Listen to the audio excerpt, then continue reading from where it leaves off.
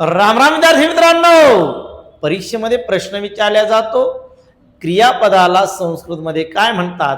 तर क्रियापदाला संस्कृत मध्ये आख्यात म्हणतात. मग आख्यात म्हणजे काय? तर शुद्ध क्रियापदे, खऱ्या अर्थाने तीच शुद्ध क्रियापदे आहेत. मग कोणकोणते आख्यात मानले जातात?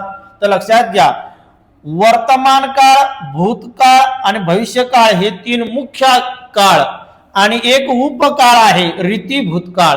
म्हणजे तीन मुख्य काळाला आणि एका उपकाळाला असे काळाचे चार आख्यात मानले जातात आणि तीन आख्यात जे आहेत ते अर्थाचे मानले जातात.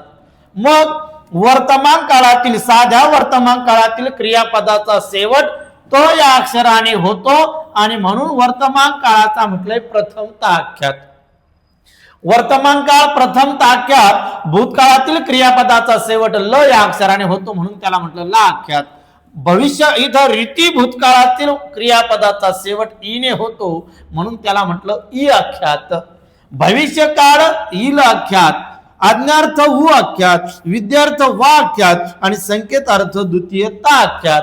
या ठिकाणी क्रियापदाचा शेवट त ने होतो आणि या ठिकाणी त ने होतो म्हणून या ठिकाणी म्हटलं प्रथमता आख्यात आणि या ठिकाणी म्हटलं द्वितीयता आख्यात. जर आपल्याला विचारलं आख्यात किती, तर सांगायचे आहे 7. आख्यात किती? 7.